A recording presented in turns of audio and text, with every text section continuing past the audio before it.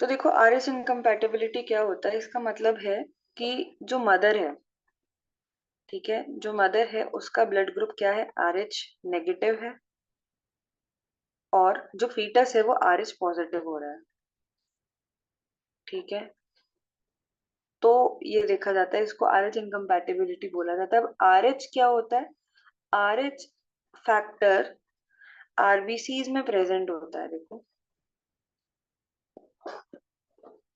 जैसे इसमें भी, जैसे हम पता है एबीओ ब्लड ग्रुपिंग, मान लीजिए आरबीसी हैं दो, इनमें इसकी जो बाहर की मेम्ब्रेन है,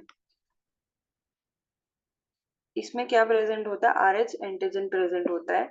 या फिर जो आर एच एंटीजन होता है, आर एच फैक्टर होता है, ये भी कई इसके एंटीजन होते हैं, डी, ई, सी, कई तरह के एंटीजन होते हैं, लेकिन मोस्ट कॉमनली डी हम लेते हैं क्योंकि ये मोस्ट इम्यूनोजेनिक होता है। क्योंकि डी जो एंटीजन है मोस्ट इम्यूनोजेनिक होता है, इसलिए हम ज्यादातर डी बोलते हैं, इम्यूनोजेनिक। ठीक है, तो डी बोला जाता है। तो यानी जो आरबीसी है उसके सरफेस पे क्या है, डी एंटीजन प्रेजेंट है, आर एच एंटीजन प्रेजेंट है। अगर ये प्रेजेंट होगा तो हम क्या बोलेंगे कि ये क्या है, आर एच पॉजिटिव है। अगर ये आर एच एंटीजन नहीं प्रेजेंट होगा तब हम कहेंगे कि आर एच नेगेटिव है। ठीक है, तो सारा खेल एंटीजन का है कि अगर एंटीजन प्रेजेंट है तो पॉजिटिव, नहीं है तो नेगेटिव। ठीक है, अब ये आता कैसे है, ये आर एच पॉजिटिव या आर एच नेगेटिव, तो एक ऑटोसोमल रेसेसिव जीन में ये होता है, ऑटोसोमल रेसेसिव। ठीक है, तो इसको देखते हैं कैसे होता है ये। देखो, रेड सेल एलो इम्यूनाइजेशन भी इसको बोला जाता है, आर एच इनकम्पैटिबिलिटी को। तो लैंडस्टीनर, कार्ल लैंडस्टीनर, हम पहले भी पढ़ते थे, ठीक है, कि इन और वेनर, इन्होंने क्या करा था, आर एच फैक्टर और एबीओ ब्लड ग्रुपिंग डिस्कवर की थी। And it was also present in the rhesus monkey, इसे से आर एच फैक्टर इसलिए बोला जाता है। The antigen was named R H.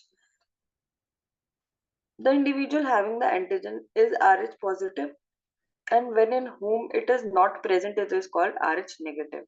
ठीक है, तो जिनमें ये फैक्टर प्रेजेंट होगा उनको RH पॉजिटिव बोला जाता है, और जिनमें नहीं होगा उसे RH नेगेटिव बोला जाता है।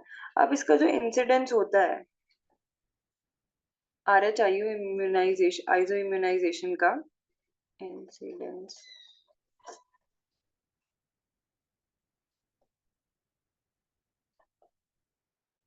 ये 5% पीपल में देखा जाता है।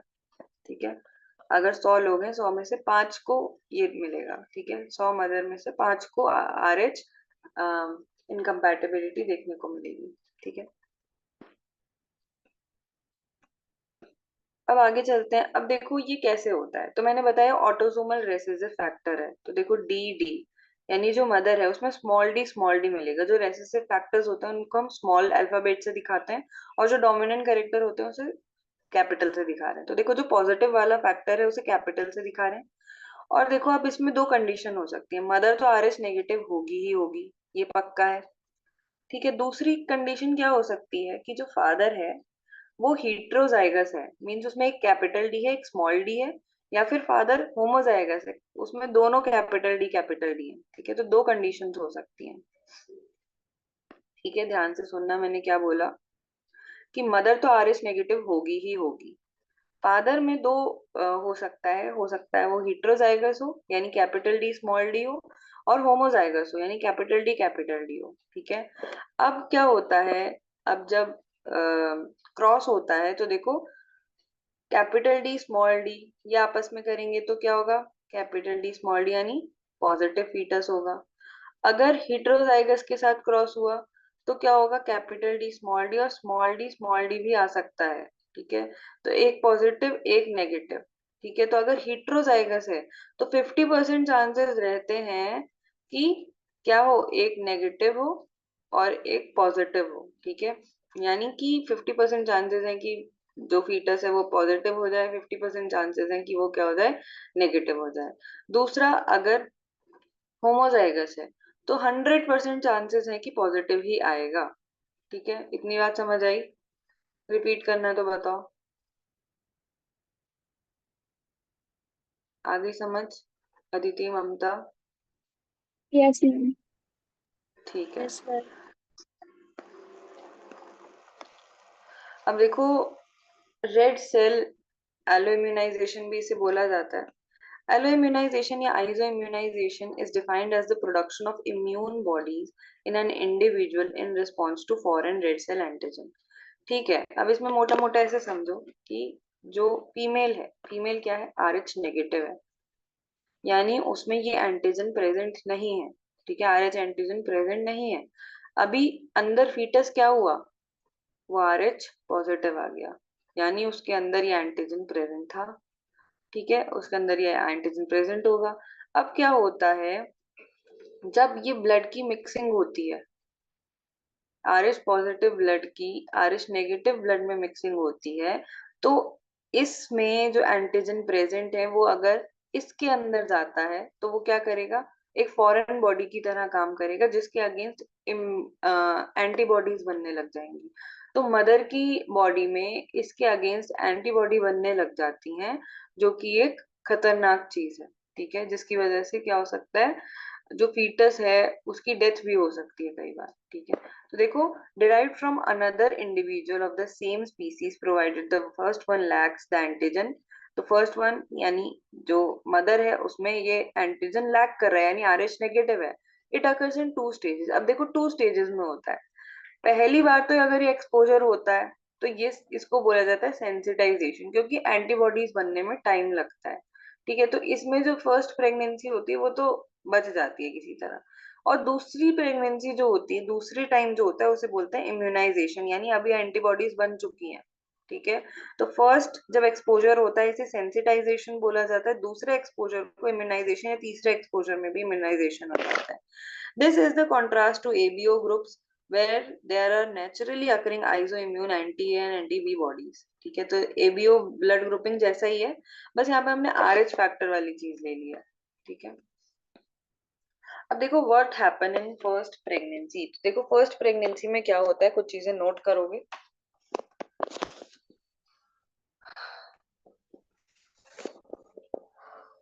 तो देखो, foetal RBCs enter maternal blood.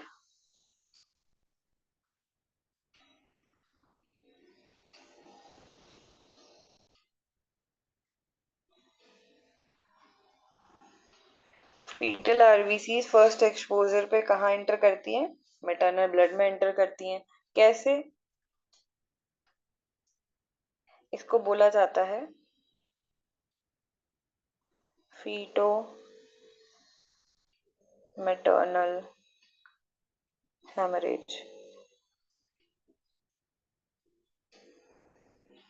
ठीक है, फीटो मैटरनल हेमरेज बोला जाता है इसमें। तो इसमें कितना अमाउंट ऑफ ब्लड जाता है, तो अप्रोक्स 0.1 ml ऑफ ब्लड जाता है। ठीक है, फीटस का मदर में। लेकिन ये एक ऐसा अमाउंट है जिससे कि आराम से मदर सेंसिटाइज हो सकती है। ठीक है, तो फर्स्ट एक्सपोजर में क्या होगा, सेंसिटाइज होगा। फर्स्ट प्रेगनेंसी की हम बात कर रहे हैं। ठीक है, अभी ये हुआ, तो इससे क्या होगा, मदर का इम्यून सिस्टम, मदर का इम्यून सिस्टम रिस्पॉन्स करेगा, इम्यून रिस्पॉन्स। अब इससे क्या होगा, एंटी डी एंटीबॉडी सेंसिटाइज हो जाएंगी, यानी जो आर एच एंटीजन अंदर गया उसके लिए एंटीबॉडी सेंसिटाइज हो गई। तो एंटी डी यानी उसके अपोज में anti D antibodies sensitised.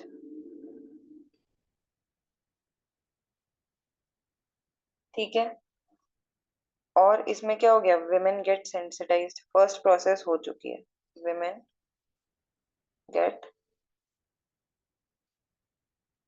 Sensitised. ठीक। अब यहाँ पर क्या होता है, जब पहली बार सेंसिटाइजेशन होता है तो जो एंटीबॉडी फॉर्म होती है वो आईजीएम टाइप की एंटीबॉडीज प्रेजेंट होती हैं। ठीक है। जो बनती हैं आईजीएम टाइप की एंटीबॉडी बनती हैं। तो जो हमें पहले से भी पता है कि जो आईजीएम एंटीबॉडी होती है ये कभी भी प्लेसेंटा को क्रॉस नहीं करती है। ठीक है। तो आईजीएम डज नॉट या डू नॉट क्रॉस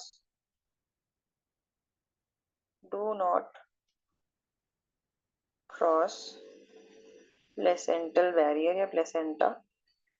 ठीक है। तो ये प्लेसेंटा को क्रॉस नहीं करती है। और इस तरह से जो फर्स्ट प्रेगनेंसी होती है वो किसी तरह बच जाती है। तो फर्स्ट प्रेगनेंसी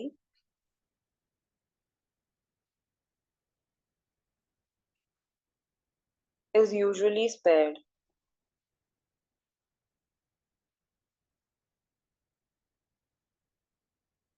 ठीक है। किसी तरह से बच जाती है। तो क्यों हुआ है, क्योंकि जो आरबीसीज सॉरी एंटीबॉडीज बन रही हैं वो कैसी होंगी, आईजीएम टाइप की होंगी। ठीक है। तो इसको बोला जाता है सेंसिटाइजेशन प्रोसेस। और आईजीएम कभी भी प्लेसेंटा को क्रॉस नहीं करती है। ठीक है। तो ये हमने देख लिया कि फर्स्ट प्रेगनेंसी में क्या हो रहा है। ठीक है। अब आगे चलते हैं। How and when foetus get affected. कब फीटस और कैसे अफेक्ट होगा, तो सेकंड प्रेगनेंसी यानी सेकंड एक्सपोजर जब होगा। तो देखो इसमें भी नोट करना क्या प्रोसेस हो रही है।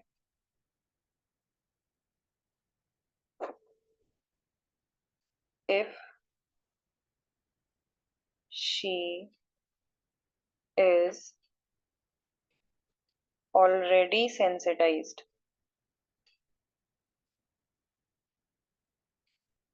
ठीक है। अब अगर मदर पहले से ही सेंसिटाइज्ड हो गई यानी फर्स्ट प्रेगनेंसी हो चुकी है एंड अगेन कैरिंग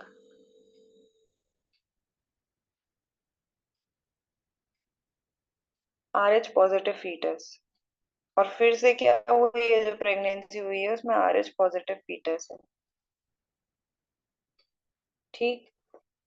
तो क्या होगा, इन हर सब्सिक्वेंट प्रेगनेंसी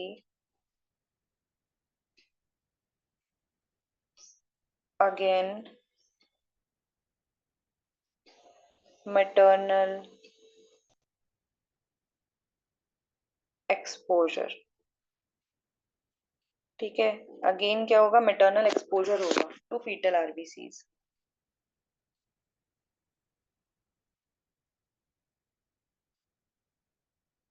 फिर से अब ये एंटीबॉडीज बनेंगी। ठीक है। तो इधर अब जो इम्यून रिस्पॉन्स होगा वो ग्रेटर इम्यून रिस्पॉन्स आएगा। ठीक है। पहली बारी में तो क्या हुआ, सिर्फ सेंसिटाइजेशन हुआ, आईजीएम एंटीबॉडीज बन गई। ठीक है। अब क्या होगा, दूसरी बारी जब एक्सपोजर हुआ तो ग्रेटर इम्यून रिस्पॉन्स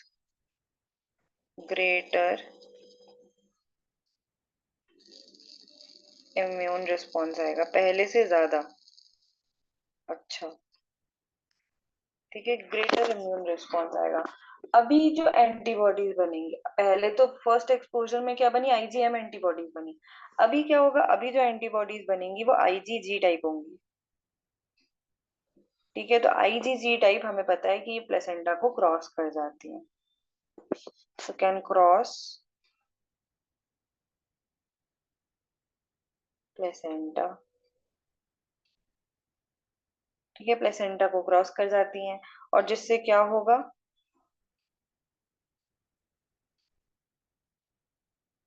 हेमोलिसिस। ठीक है। Of foetal RBCs. क्यों, क्योंकि मदर में जो एंटीबॉडीज बनी वो प्लेसेंटा को क्रॉस कर गई और फीटस के अंदर चली गई। अब वो एंटीबॉडी किसके अगेंस्ट है, आरएच फैक्टर के, एंटी डी एंटीबॉडीज हैं। ठीक है। तो वो क्या करेंगी, अब आरएच फैक्टर कहाँ है, आरबीसी की वॉल में प्रेजेंट है, तो आरबीसी को डिस्ट्रक्ट करने लग जाएंगी। तो जिससे क्या होगा, हिमोलिसिस होगा ऑफ फीटल आरबीसीज। इसे क्या बोला जाता है, एक्स्ट्रावेस्कुलर hemolysis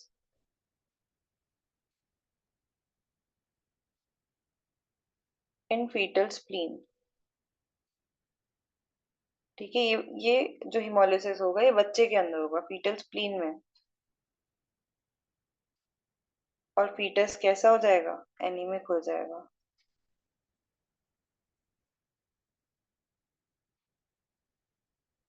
ठीक है, तो इसे ही हम एरिथ्रोब्लास्टोसिस फेटालिस भी कहते हैं। ठीक है, तो क्या ये सेकंड वाली प्रोसेस में क्या हुआ? पहले से मदर सेंसिटाइज थी, पहले से एक बार एक्सपोजर हो रखा था। ठीक है, आरएच पॉजिटिव ब्लड का, चाहे 0.1 ml ही हुआ था, लेकिन वो 0.1 ml is enough to sensitise the mother. ठीक है, अब क्या होता है, अगर जो प्रेगनेंसी है वो सब्सिक्वेंट प्रेगनेंसी दोबारा से प्रेग्नेंट हो रही है फीमेल, ठीक है, तो इसमें दोबारा से मेटरनल एक्सपोजर होगा फीटल आरबीसीज का। बट इस बार क्या होगा, ग्रेटर इम्यून रिस्पॉन्स आएगा। अगर ये तो सेकेंड प्रेगनेंसी की अगर हम बात करें, अगर थर्ड प्रेगनेंसी होती है तो और ज्यादा बढ़िया रिस्पॉन्स आता है, इम्यून रिस्पॉन्स। ठीक है, तो अभी इस टाइम पे क्या बनेंगी? आईजीजी एंटीबॉडीज बनेंगी। ठीक है, आईजीजी एंटीबॉडीज बनेंगी, ये इंपॉर्टेंट है। और ये जो एंटीबॉडीज होती हैं ये प्लेसेंटा को क्रॉस कर जाती हैं, और ये जैसे ही प्लेसेंटा क्रॉस करेंगी, जो फीटस है उसमें हिमोलिसिस होगा, मैसिव आरबीसी डिस्ट्रक्शन होगा। और कहाँ होगा? फीटस की स्प्लीन में, और जिससे कि फीटस एनीमिक हो सकता है। ठीक है, तो ये सीवियर कंडीशन है। इसमें क्या होता है, आजकल तो हेल्थ फैसिलिटीज बढ़ गई हैं, तो तुरंत ही एनआईसीयू में एडमिट कर दिया जाता है, पूरा का पूरा ब्लड रिप्लेस कर दिया जाता है फीटस का। ठीक है, आफ्टर बर्थ। तो ये चीजें रहती हैं। अब देखो, मैकेनिज्म ऑफ एंटीबॉडी फॉर्मेशन तो ये हम देख चुके हैं, इसको पढ़ लेना, कुछ अलग नहीं दे रखा है। अब can the first pregnancy be affected? देखो, जैसे हमने कहा कि फर्स्ट प्रेगनेंसी यूजुअली स्पेयर्ड रहती है, कि बच जाती है। तो क्या फर्स्ट प्रेगनेंसी भी अफेक्ट हो सकती है? तो इसका आंसर है यस, हो सकती है। अब क्यों हो सकती है, इसको समझो कि हो सकती है। क्यों होगी? अगर विमेन पहले से ही सेंसिटाइज हो रखी है। अब वो कैसे होगी? सेंसिटाइजेशन जरूरी है इम्यूनाइजेशन के लिए, आइजो इम्यूनाइजेशन के लिए। ठीक है, तो सेंसिटाइजेशन और कैसे हो सकता है? मान लिया कि जो विमेन थी उसको कभी ब्लड ट्रांसफ्यूजन किया गया, और ब्लड ट्रांसफ्यूजन मिसमैच था, कि आरएच फैक्टर उसमें मिसमैच था, और ब्लड ट्रांसफ्यूजन किया गया, तो उस कंडीशन में विमेन पहले से सेंसिटाइज हो सकती है। तो यहाँ पे लिख लो इसका आंसर, इफ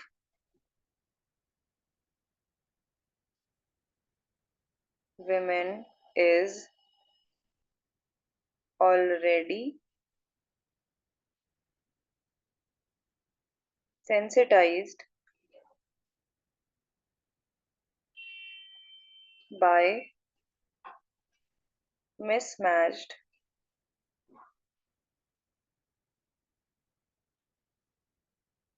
transfusion।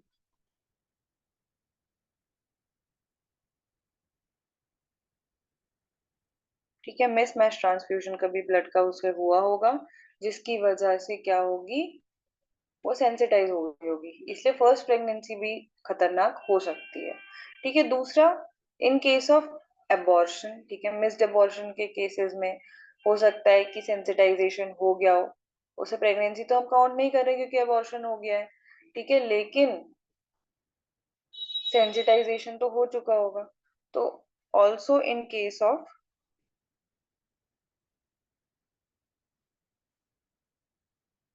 अबॉर्शन।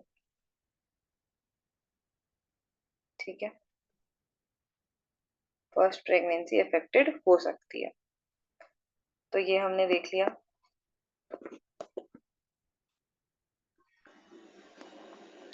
अब आगे चलते हैं, देखो टाइप्स ऑफ एंटीबॉडीज बता रखे हैं यहाँ पे, आईजीएम आईजीजी एंटीबॉडीज, ये हम देख चुके हैं। तो this type of antibody first to appear in the maternal circulation and agglutinates red cells containing D when suspended in saline. IgM being larger molecules cannot pass through the placental barrier and is not harmful to the fetus। तो ये हमने देख लिया कि IgM first exposure में बन रही हैं जब सेंसिटाइजेशन हो रहा है, और ये आईजीएम एंटीबॉडीज, इनका साइज इतना बड़ा होता है कि ये प्लेसेंटा को क्रॉस नहीं कर पाती हैं और फीटस के लिए हार्मफुल नहीं है। फिर दूसरा आते हैं IgG antibodies. It is also called incomplete or blocking antibody. It will agglutinate the red cells containing D only when suspended in 20% albumin. Because of its small molecule, it can cross the placental barrier. तो ये क्या होता है, small in size होती हैं और ये placental barrier को क्रॉस कर जाती हैं and causes damage to the foetus. ठीक है, जिससे कि क्या होता है, फीटस को डैमेज पहुंचता है. It appears in a late period then does the IgM antibodies. ठीक है, तो आईजीएम एंटीबॉडीज जब सेंसिटाइजेशन होता है तब बनती हैं.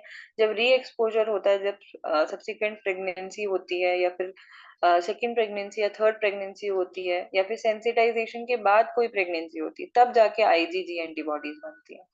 तो it is important to recognise the preponderance of one or the other type of antibody than the actual level of the titre. तो हमें चेक करते रहना पड़ता है. इरिथ्रोब्लास्टोसिस फेटालिस तो हम देख चुके हैं, ये जो हमने पूरा अभी चार्ट पढ़ा, तो इसे ही इरिथ्रोब्लास्टोसिस फेटालिस बोला जाता है. तो देखो, इरिथ्रोब्लास्टोसिस फेटालिस दो तरीके से होता है. एक इसका कॉज होता है आरएस इनकम्पैटिबिलिटी, एक होता है एबीओ इनकम्पैटिबिलिटी. ठीक है, दोनों के केसेस में हो सकता है. When RH negative women impregnated by RH positive man and the baby born is RH positive, then the women body will create antibodies against the RH factor. ये हमने देख लिया. These antibodies will attack the blood cells in the women because pregnant with another RH positive baby. ठीक है, तो क्या होता है, री एक्सपोजर वाली बात बता रहे हैं. सेम ऐसे ABO incompatibility occurs when the women blood type is ABO is not compatible with the baby.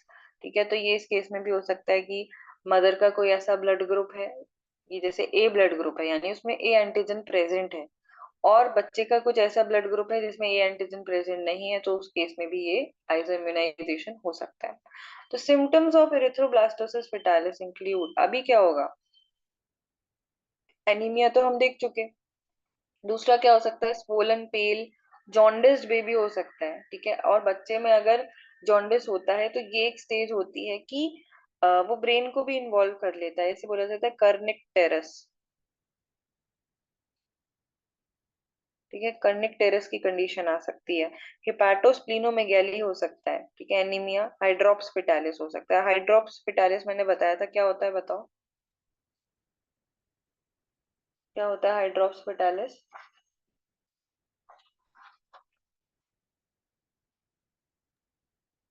Ma'am वो सेट में पर जब पानी भर जाता है दोनों केमिकल्स में। हाँ, मतलब मोर देन दो या दो से ज्यादा कैविटीज में फीटस की क्या हो जाता है, फ्यूजन हो जाता है.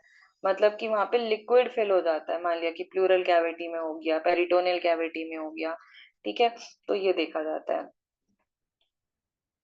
या फिर इसमें और क्या देखा जा सकता है, एनासार का देखा जा सकता है. एनासार का ये क्या होता है, जनरलाइज्ड एडेमा. ठीक है, पूरी बॉडी में अगर एडेमा हो रहा है तो उसे हम क्या बोलते हैं, एनासार का बोला जाता है. ठीक है, तो इंपॉर्टेंट टर्म्स है, पता होने चाहिए. अब आगे चलते हैं. देखो, what happens to the foetus because of this. तो फीटस पे क्या क्या इफेक्ट आता है, हिमोलिटिक डिजीज ऑफ फीटस हो जाएगा, ये हमने डिस्कस कर लिया. एरिथ्रोब्लास्टोसिस फेटालिस हो सकता है, ये बात हमने डिस्कस कर ली. नेक्स्ट है एनीमिया हो सकता है. ठीक है, एनीमिया के साथ साथ फिर हाइड्रोप्स फेटालिस हो सकता है. ठीक है, फ्लूइड एक्यूमुलेशन हो सकता है. नेक्स्ट आता है इक्टेरस. ठीक है, तो ये एक जॉन्डिस का फीचर है. कर्निक टेरस भी हो सकता है. कंजेनाइटल एनीमिया ऑफ न्यूबॉर्न, बच्चा पैदा होते ही क्या होगा, एनीमिक होगा. तो ये सारे फीचर्स आ सकते हैं. अब देखो, इसमें हम प्रिवेंशन कैसे करेंगे. तो प्रिवेंशन के लिए हमें पहले तो पता होना चाहिए कि आइजो इम्यूनाइजेशन हुआ है या नहीं हुआ है. सेंसिटाइजेशन तो हुआ है खाली. तो हम दो तरीके के टेस्ट कराते हैं. एक होता है इनडायरेक्ट होम टेस्ट, आईसीटी बोला जाता है इसे, आईसीटी. और एक होता है क्लोर के टेस्ट. ठीक है, तो ये देखते हैं क्या होता है. जो आईसीटी होता है इसमें हम क्या डिटेक्ट करते हैं, इसमें हम डिटेक्ट करते हैं anti D antibodies in the maternal serum. ठीक है, anti D antibodies in maternal serum. तो मेटर्नल सीरम में एंटीडी एंटीबॉडीज चेक की जाती हैं. ठीक है, दूसरा हम क्या कर सकते हैं, इनडायरेक्ट होम टेस्ट करा सकते हैं. दूसरा हम ये भी चेक कर सकते हैं कि फादर का ब्लड ग्रुप क्या है. ठीक है, उससे पता चल जाएगा ये हाईफाई टेस्ट कराने की क्या ही जरूरत है. तो इनडायरेक्ट कुम टेस्ट, लेकिन ये कंफर्मेटरी बता देता है, क्योंकि कई बार जो प्रेग्नेंट फीमेल है वो बताती नहीं है, जो मदर है वो बताती नहीं है कि जो कभी उसको ब्लड ट्रांसफ्यूजन हो रखा है, ठीक है, ये बताते नहीं है पहले से।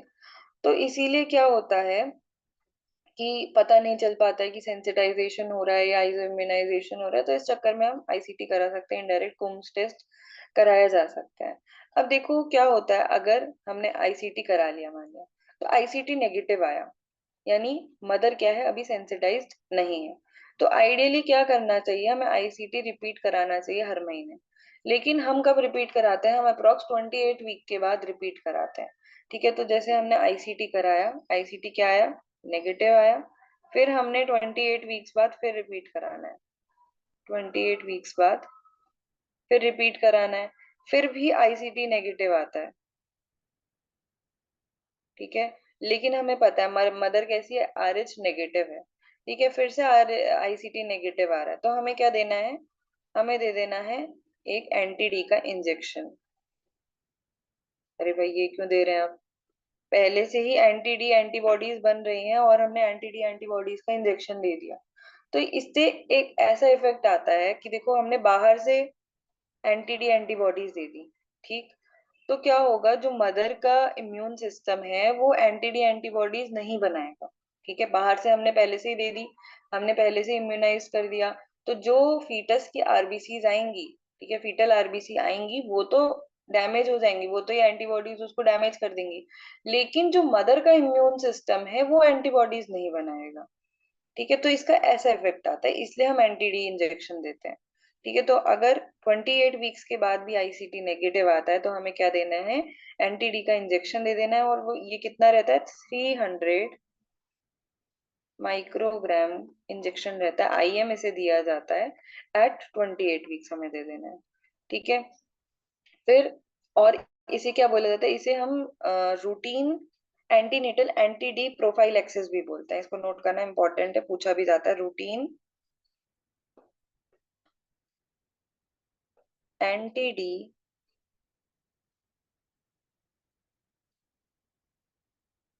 एंटीनेटल